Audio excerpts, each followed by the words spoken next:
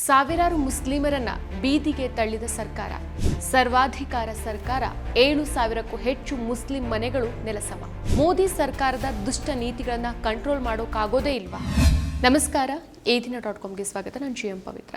ಅಹಮದಾಬಾದ್ ನಗರದ municipal corporation ನಡೆಸಿದಂಥ ಕಟ್ಟಡಗಳ ನೆಲಸಮ ಕಾರ್ಯಾಚರಣೆಯು 7,000ಕ್ಕೂ ಹೆಚ್ಚು ಮುಸ್ಲಿಂ ಮನೆಗಳನ್ನು ನೆಲಸಮಗೊಳಿಸಿದೆ. ಸಾವಿರಾರು ಜನರನ್ನ ಸ್ಥಳಾಂತರಿಸಿದ್ದು ಅವರಿಗೆ ಆಶ್ರಯ ಇಲ್ಲದೆ ಬೀದಿಯಲ್ಲಿ ಬದುಕುವಂತೆ ಮಾಡಿದೆ. 2,50,000 ಚದರ್ ಕಿಲೋಮೀಟರ್ಗಿಂತ ಹೆಚ್ಚಿನ ಪ್ರದೇಶವನ್ನು ಒಳಗೊಂಡ ಈ ಕಟ್ಟಡಗಳ ನೆಲಸಮ ಕಾರ್ಯಾಚರಣೆಯನ್ನು ಮಂಗಳವಾರ ನಗರದ ಚಂದೋಲಾ ತಲಾಬ್ ಬಳಿ ಪ್ರಾರಂಭಿಸಲಾಗಿತ್ತು. ಏಪ್ರಿಲ್ 29ಕ್ಕೆ ಗುಜರಾತ್ ಹೈಕೋರ್ಟ್ ಈ ಕಟ್ಟಡಗಳನ್ನು ಕೆಡವೋಕೆ ರಾಜ್ಯ ಸರ್ಕಾರದ ಅಧಿಕಾರಿಗಳ ನಿರ್ಧಾರವನ್ನು ಎತ್ತಿ ಹಿಡಿದ ನಂತರ ಅವು ಅಕ್ರಮ ಅಂತ ಪರಿಗಣಿಸಲ್ಪಟ್ಟವು. ನಂತರ ಸರ್ಕಾರಿ ಭೂಮಿಯಲ್ಲಿದೆ ಅಂತ ಉಲ್ಲೇಖಿಸಿ ಈ ಕಾರ್ಯಾಚರಣೆ ನಡೆದಿದೆ. ಆದಾಗ್ಯೂ ನಿವಾಸಿಗಳು ತಮ್ಮ ಬಳಿ ಅಗತ್ಯ ದಾಖಲೆಗಳಿದೆ ಮತ್ತು ದಶಕಗಳಿಂದ ಈ ಪ್ರದೇಶದಲ್ಲಿ ನಾವು ವಾಸಿಸಿದ್ದೇವೆ ಅಂತ ಹೇಳಿಕೊಂಡಿದ್ದಾರೆ. ಒಂದು ದಿನದ ಮೊದಲು ಸಿಯಾಸತ್ ನಗರ ಮತ್ತು ಬಂಗಾಳಿ ವಾಸ್ ಪ್ರದೇಶದಲ್ಲಿ 4,000ಕ್ಕೂ ಹೆಚ್ಚು ಗುಡಿಸಲುಗಳನ್ನು ಕೆಡವಲಾಗಿತ್ತು. ಇದರಿಂದಾಗಿ ಸಾವಿರಾರು ಮುಸ್ಲಿಮರು ನಿರಾಶ್ರಿತರಾಗಿದ್ದಾರೆ.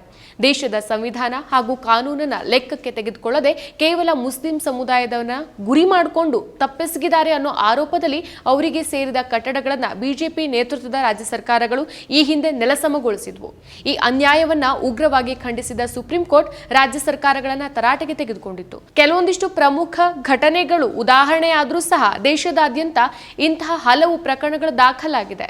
ಕೆಲವರು ನ್ಯಾಯಾಲಯದ ಕಟಕಟೆ ಏರಿದ್ರೆ ಇನ್ ಕೆಲವರು ದುರ್ಬಲರು, ಸೂರನ್ನ ಕಳ್ಕೊಂಡವರು ಕೋರ್ಟಿನ ಮೆಟ್ಟಿಲನ್ನೇ ಹತ್ತೋಕೂ ಆಗದೆ ಬೀದಿ ಪಾಲಾಗಿದ್ದಾರೆ. ಬುಲ್ಡೋಸರ್ ನ್ಯಾಯ ಅಂತ ಕರೆಯಲಾಗ್ತಾ ಇರುವಂತಹ ಈ ಕಾರ್ಯಾಚರಣೆಯನ್ನ ಉತ್ತರ ಪ್ರದೇಶದ ಸರ್ಕಾರ 2017ರಲ್ಲಿ ಶುರು ಮಾಡಿತ್ತು.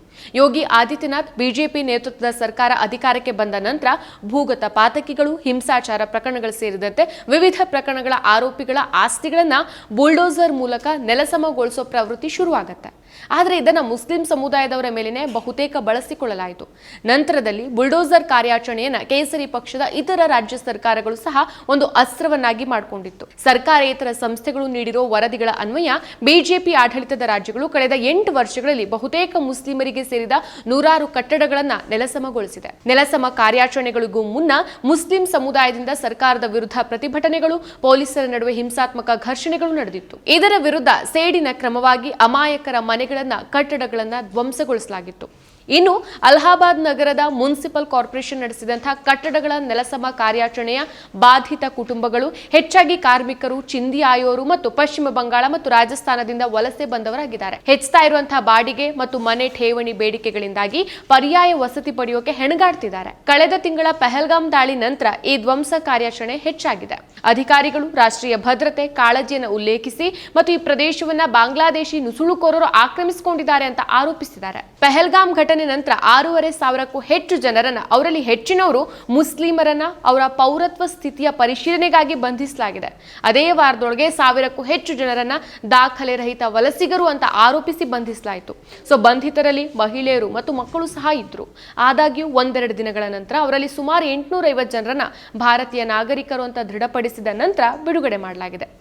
ತನ್ನ ವೈಫಲ್ಯಗಳನ್ನ ಮುಚ್ಚಾಕೊಳ್ಳೋಕೆ ಸ್ಥಳೀಯ ಆಡಳಿತ ಮೊದಲು ಸುಮಾರು 2,000 ಮನೆಗಳನ್ನ ಕೆಡವಿತ್ತು. ಈಗ ಇನ್ನೂ 6,500 ಮನೆಗಳನ್ನ ಧ್ವಂಸಗೊಳಿಸುವ ಪ್ರಕ್ರಿಯೆ ನಡೀತಾ ಇದೆ. ಇದು ಮುಸ್ಲಿಮರನ್ನ ನಿರಾಶ್ರಿತರನ್ನಾಗಿ ಮಾಡೋ ಮೂಲಕ ಕಿರುಕುಳ ನೀಡೋ ಉದ್ದೇಶಪೂರ್ವಕ ಪ್ರಯತ್ನವಾಗಿದೆ ಅಂತ ಗುಜರಾತ್ ಮೂಲದ ಅಲ್ಪಸಂಖ್ಯಾತ ಸಮನ್ವಯ ಸಮಿತಿಯ ಸಂಚಾಲಕ ನಫೀಸ್ ಹೇಳಿರೋದಾಗಿ ಮಾಧ್ಯಮಗಳು ವರದಿ ಮಾಡಿದೆ. ಧ್ವಂಸ ಕಾರ್ಯಾಚರಣೆಯಲ್ಲಿ ಮುಸ್ಲಿಂ ಸಂಘಟನೆಗಳು ಮತ್ತು ಮಾನವ ಹಕ್ಕುಗಳ ಗುಂಪುಗಳು ತೀವ್ರ ಟೀಕೆಗೆ ಒಳಪಡಿಸಿದೆ. ಇದನ್ನ ಅವರು ಅಮಾನವೀಯ ಅಂತ ಕರೀತಾರೆ ಮತ್ತು ತಕ್ಷಣದ ಪುನರ್ವಸತಿ ಪ್ರಕ್ರಿಯೆಗಳನ್ನ ಒತ್ತಾಯಿಸಿದ್ದಾರೆ. ಈ ಘಟನೆ ವ್ಯಾಪಕ ಆಕ್ರೋಶಕ್ಕೆ ಕಾರಣವಾಗಿದ್ದು, ಸರ್ಕಾರದ ಉದ್ದೇಶಗಳು ಮತ್ತು ನಿವಾಸಿಗಳನ್ನ ಅಕ್ರಮ ಬಾಂಗ್ಲಾದೇಶಿ ವಲಸಿಗರು ಅಂತ ಚಿತ್ರಿಸಿರೋದನ್ನ ಹಲವರು ಪ್ರಶ್ನಿಸಿದ್ದಾರೆ. ಗುಜರಾತ್ ಮೂಲದ ಅಲ್ಪಸಂಖ್ಯಾತ ಕಲ್ಯಾಣ ಸಮಿತಿಯು ಕಟ್ಟಡ ಧ್ವಂಸವನ್ನ ಖಂಡಿಸಿದ್ದು, ಸಂತ್ರಸ್ತ ನಿವಾಸಿಗಳು ಮಾನ್ಯ ಗುರುತಿನ ದಾಖಲೆಗಳನ್ನ ಹೊಂದಿರುವ ಭಾರತೀಯ ನಾಗರಿಕರು ಅಂತ ಪುನರುಚ್ಚರಿಸಿದೆ. ಸಾವಿರಾರು ಕುಟುಂಬಗಳು ಇನ್ನೂ ತಮ್ಮ ಮನೆಗಳು ನೆಲಸಮ ಆಗೋ ಪರಿಸ್ಥಿತಿಯಲ್ಲಿದೆ. ಅದರಲ್ಲೂ ವಿಶೇಷವಾಗಿ ದುರ್ಬಲರಾಗಿರುವಂತಹ ಮಹಿಳೆಯರು ಮತ್ತು ಮಕ್ಕಳ ಸುರಕ್ಷತೆ ಮತ್ತು ಜೀವನೋಪಾಯದ ಬಗ್ಗೆ ಕಳವಳಗಳು ಹೆಚ್ಚಿದೆ. ಸರ್ಕಾರದ ಕ್ರಮಗಳನ್ನ ಮುಸ್ಲಿಮರನ್ನ ನಿರಾಶ್ರಿತರನ್ನಾಗಿ ಮಾಡುವ ಮೂಲಕ ಕಿರುಕುಳ ನೀಡೋ ಉದ್ದೇಶಪೂರ್ವಕ ಪ್ರಯತ್ನ ಅಂತ ಟೀಕಿಸಲಾಗ್ತಾ ಇದೆ. ಸೊ ಈ ಕಾರ್ಯಾಚರಣೆಯಿಂದ ಸಾವಿರಾರು ಕುಟುಂಬಗಳು ಸ್ಥಳಾಂತರಗೊಂಡಿದ್ದು, ಅನೇಕರು ಯಾವುದೇ ಪರ್ಯಾಯ ವ್ಯವಸ್ಥೆ ಇಲ್ಲದೆ ಬೀದಿಯಲ್ಲಿ ಬದುಕುವಂತಾಗಿದೆ. ಸ್ಥಳೀಯ ನಿವಾಸಿಗಳು ತಾವು ದಶಕಗಳಿಂದ ಈ ಪ್ರದೇಶದಲ್ಲಿ ವಾಸಿಸ್ತಾ ಇದ್ದೇವೆ ಮತ್ತು ಭಾರತೀಯ ನಾಗರಿಕರಾಗಿದ್ದೇವೆ ಅಂತ ವಾದಿಸಿದ್ದಾರೆ. ಕೆಲವರು ತಮ್ಮ ಮನೆಗಳನ್ನ ಯಾವುದೇ ಮುನ್ಸೂಚನೆ ಇಲ್ಲದೆ ಒಡೆದುಹಾಕಲಾಗಿದೆ ಅಂತ ದೂರಿದ್ದಾರೆ. ಈ ಕಾರ್ಯಾಚರಣೆಯಿಂದಾಗಿ ದಿನಗೂಲಿ ಕಾರ್ಮಿಕರು, ತರಕಾರಿ ವ್ಯಾಪಾರಿಗಳು ಮತ್ತು ಕಡಿಮೆ ಆದಾಯದ ಕುಟುಂಬಗಳು ತಮ್ಮ ಜೀವನೋಪಾಯವನ್ನು ಕಳ್ಕೊಂಡಿದ್ದಾರೆ. ಅಲ್ಲಿನ ನಿವಾಸಿಗಳು ಈ ಕಾರ್ಯಾಚರಣೆಯ ವಿರುದ್ಧ ಗುಜರಾತ್ ಹೈಕೋರ್ಟ್ನಲ್ಲಿ ಅರ್ಜಿ ಸಲ್ಲಿಸಿದ್ರು. ಆದರೆ ಕೋರ್ಟ್ ಈ ಕಾರ್ಯಾಚರಣೆಗೆ ತಡೆಯಾಜ್ಞೆ ನೀಡೋಕೆ ನಿರಾಕರಿಸಿತ್ತು. ಸೊ ಸರ್ಕಾರ ಈ ಕಾರ್ಯಾಚರಣೆಯನ್ನ ರಾಷ್ಟ್ರೀಯ ಭದ್ರತೆಗೆ ಸಂಬಂಧಿಸಿದ ಕ್ರಮ ಅಂತ ಸಮರ್ಥಿಸಿಕೊಂಡಿದೆ, ವಿಶೇಷವಾಗಿ ಪಹಲ್ಗಾಮ್ ಭಯೋತ್ಪಾದಕ ದಾಳಿಯ ನಂತರ. ಆದರೆ ವಿರೋಧ ಪಕ್ಷಗಳಾದ ಕಾಂಗ್ರೆಸ್ ಮತ್ತು AIMIMನ ಈ ಕಾರ್ಯಾಚರಣೆಯನ್ನ ಅಕ್ರಮ ಮತ್ತು ಏಕಪಕ್ಷೀಯ ಅಂತ ಟೀಕಿಸಿದೆ. ಹೌದು, ಪಹಲ್ಗಾಮ್ ಭಯೋತ್ಪಾದಕ ದಾಳಿ ನಂತರ ದೇಶದಲ್ಲಿ 100ಕ್ಕೂ ಹೆಚ್ಚು ಮುಸ್ಲಿಂ ದ್ವೇಷ ಘಟನೆಗಳು ನಡೆದಿದೆ. Association for protection of civil rights ವರದಿ ಈ ನಂಜಿನ ಅಂಶವನ್ನ ಹೊರಹಾಕಿತ್ತು. ಈ ಘಟನೆಗಳ ಪೈಕಿ ಕನಿಷ್ಠ 106ರಲ್ಲಿ ಪಹಲ್ಗಾಮ್ ದಾಳಿ ಪ್ರಚೋದನಕಾರಿಯಾಗಿ ಪರಿಣಮಿಸಿದೆ. ಸೊ ಈ ಘಟನೆಗಳಲ್ಲಿ 316 ಜನ ದೈಹಿಕವಾಗಿ, ಮಾನಸಿಕವಾಗಿ ಬಾಧಿತರಾಗಿದ್ದಾರೆ. ಒಗ್ಗಟ್ಟು ಮತ್ತು ಸಾಮರಸ್ಯದ ಅಗತ್ಯ ಇರುವಂತಹ ಈ ಟೈಮ್ನಲ್ಲಿ ದೇಶ ತೀವ್ರ ಕೋಮುವಾದಿ ಧ್ರುವೀಕರಣಕ್ಕೆ ಸಾಕ್ಷಿಯಾಗಿದೆ. ಈ ದ್ವೇಷದ ಘಟನೆಗಳು ಉತ್ತರ ಪ್ರದೇಶದಿಂದ ಅತಿ ಹೆಚ್ಚಿನ ಸಂಖ್ಯೆಯಲ್ಲಿ ವರದಿ ಆಗ್ತಾ ಇದೆ. ಮಹಾರಾಷ್ಟ್ರ, ಉತ್ತರಾಖಂಡ್ ಮತ್ತು ಮಧ್ಯಪ್ರದೇಶದಲ್ಲೂ ಸಹ ಈ ದ್ವೇಷದ ನಂಜು ಹರಿದಿದೆ. ಅಷ್ಟೇ ಅಲ್ಲ, ಮುಸ್ಲಿಮರಿಗೆ ಸೇರಿದ ಆಸ್ತಿಪಾಸ್ತಿಗಳನ್ನು ಗುರಿಯಾಗಿಸಿ ಹಲವು ವಿಧ್ವಂಸಕ ಕೃತ್ಯಗಳು ವರದಿಯಾಗಿದೆ. ಇವುಗಳಲ್ಲಿ ಮದರಸಗಳು, ಮುಸ್ಲಿಂ ಒಡೆತನದ ಅಂಗಡಿಗಳು, ತಳ್ಳುಬಂಡಿಗಳು ಮತ್ತು ಸ್ಟಾಲ್ಗಳನ್ನು ಧ್ವಂಸಗೊಳಿಸಲಾಗಿದೆ. ಇನ್ನು ಕಾನೂನನ್ನ ಉಲ್ಲಂಘಿಸುವವರಿಗೆ ಖಂಡಿತ ಶಿಕ್ಷೆ ಆಗಬೇಕು. ಪ್ರಕರಣಗಳ ವಿಚಾರಣೆ ನಡೆಸಿ ತಪ್ಪಿತಸ್ಥರು ಯಾರು ಅಂತ ತೀರ್ಮಾನ ಮಾಡಿ ಶಿಕ್ಷೆ ವಿಧಿಸಬೇಕಾಗಿರೋದು ನ್ಯಾಯಾಲಯವೇ ಹೊರತು ಸರ್ಕಾರ ಅಲ್ಲ. ಆದರೆ ಬಿಜೆಪಿ ಸರ್ಕಾರ ತನ್ನ ವಿರುದ್ಧ ಇರೋರನ್ನ ಮುಸ್ಲಿಂ ಸಮುದಾಯದ ವಿರುದ್ಧ ಹಗೆ ತೀರಿಸಿಕೊಳ್ಳೋಕೆ ಬುಲ್ಡೋಸರ್ ಕಾರ್ಯಾಚರಣೆ ಮಾಡ್ತಾ ಇರೋದು ಸಂವಿಧಾನ ವಿರೋಧಿ ಹಾಗೂ ಸರ್ವಾಧಿಕಾರಿ ಧೋರಣೆ ಅಲ್ಲದೆ ಮತ್ತಿನ್ನೇನಾಗೋಕ್ ಸಾಧ್ಯ? ಒಟ್ನಲ್ಲಿ ಈ ಒಂದು ಘಟನೆಯಿಂದ ಸುತ್ತಮುತ್ತಲಿನ ಸಾಮಾಜಿಕ ರಚನೆಯೇ ಬದಲಾಗಿ ಹೋಗಿದೆ. ಸಾವಿರಾರು ಕುಟುಂಬಗಳು ತಮ್ಮ ಮನೆಗಳನ್ನು ಕಳ್ಕೊಂಡಿದ್ದಾರೆ.